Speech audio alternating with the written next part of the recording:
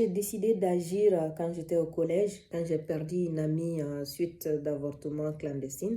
Là, j'ai vu que le manque d'informations en lien avec les questions de santé sexuelle et reproductive pouvait être fatal.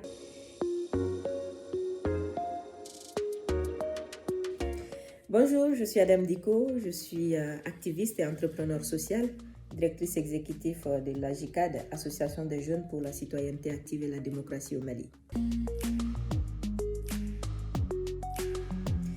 Alors moi, je m'engage au quotidien à côté des couches vulnérables et aussi des jeunes, en les sensibilisant, en les donnant des informations et en m'engageant à leur côté pour les impliquer un peu dans tout ce qui est politique publique au niveau local, m'engageant pour qu'ils soient au courant de leurs droits, de leurs devoirs et qu'ils deviennent des citoyens responsables. Alors moi, j'ai choisi d'agir pour les jeunes parce que déjà, je suis jeune et que je crois à la force, à la créativité, à l'énergie des jeunes. Moi, je viens d'une partie du monde qui est l'Afrique où 70% de la population a moins de 35 ans. Donc, la jeunesse représente un poids démographique assez important. Donc, tout changement doit partir des jeunes et doit être conduit par les jeunes. Les jeunes ne sont pas que l'avenir, ils sont surtout le présent. Alors moi, j'ai décidé d'agir quand j'étais au collège, quand j'ai perdu une amie suite d'avortement clandestin. Et là, j'ai vu que le manque d'informations en lien avec les questions de santé sexuelle et reproductive pouvait être fatal et qu'il était urgent pour moi d'agir pour sauver ma vie, mais aussi pour sauver la vie des autres jeunes filles autour de moi.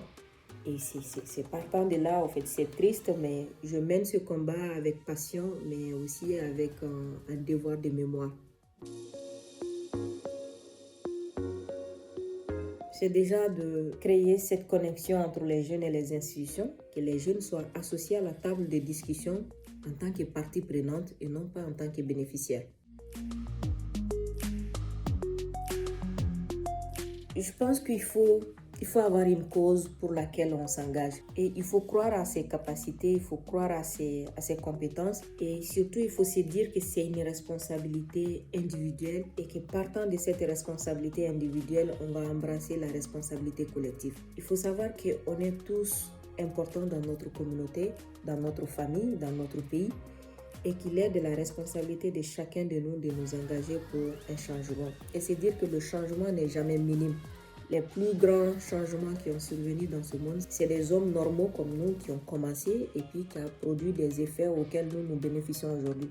Donc ne pas se sous-estimer, s'engager, croire à ses capacités, croire à ses combats et surtout se dire qu'on a droit à l'erreur et que quand on commet une erreur, on l'assume et on apprend de ses leçons.